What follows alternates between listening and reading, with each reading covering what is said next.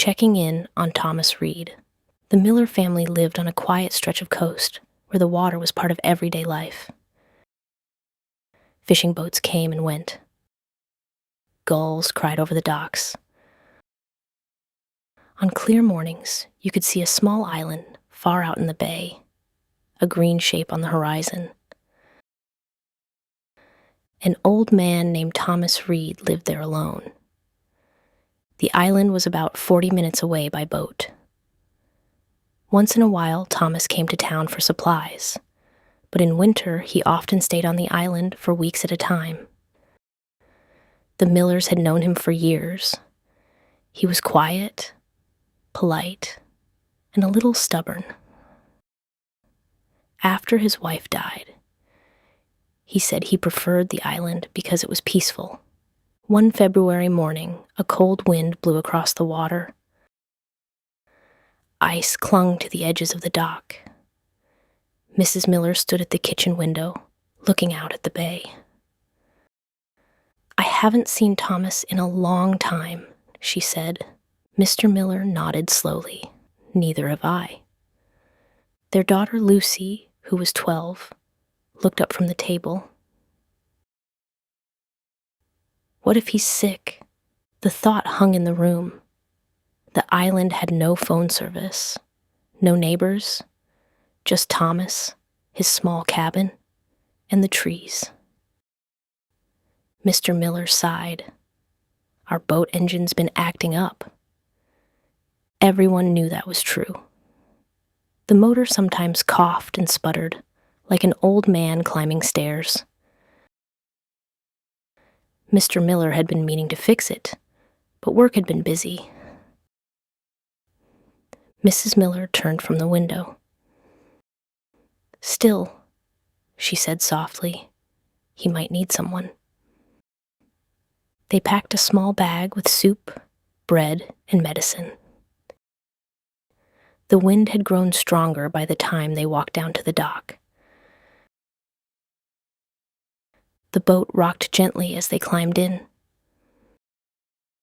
Mr. Miller pulled the starter cord. The engine sputtered once, then again. Finally it caught. "Well," he said, forcing a smile, "let's go see Thomas." The water was gray and choppy. Lucy wrapped a blanket around her shoulders as the boat pushed forward through the cold waves. For a while, the engine hummed steadily. Then about a mile from the island, it coughed. Mr. Miller frowned and adjusted the throttle. The engine coughed again.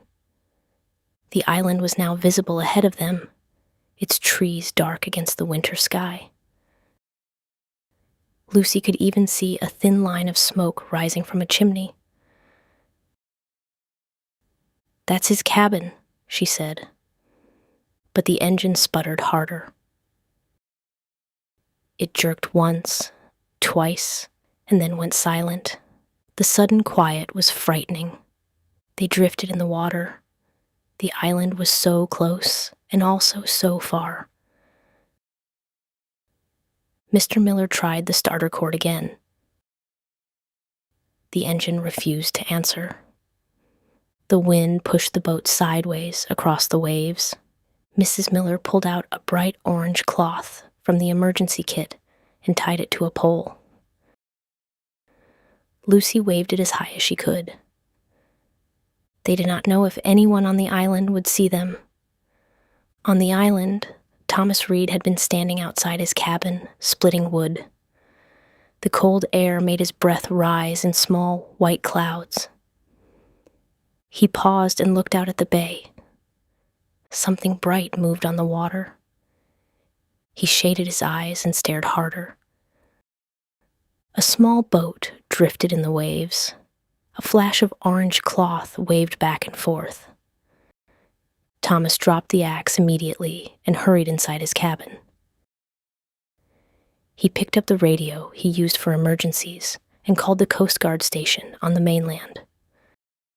"There's a boat in trouble about a mile off my island," he said calmly. 3 people aboard. Within minutes, a rescue vessel was on its way. Back on the drifting boat, the Miller family felt both cold and worried. The waves rocked them gently but steadily. Lucy kept waving the cloth. Then, faint at first, they heard a sound over the wind. A distant engine. Soon, a bright Coast Guard boat appeared on the horizon and sped toward them. When the rescuers helped them aboard, Mr. Miller looked back at the island. On the rocky shore, a small figure stood waving. Later that afternoon, the Coast Guard carried the Miller family the rest of the way to the island.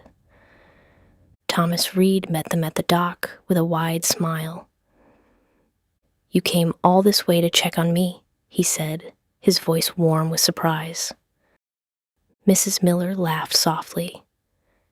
"Seems you were the one who checked on us." Thomas looked out across the water, where their silent boat drifted behind the rescue vessel. "Well," he said gently, "neighbors take care of each other." The wind moved through the island trees, and the 4 of them stood together on the dock, quietly grateful that kindness had traveled in both directions across the cold winter bay.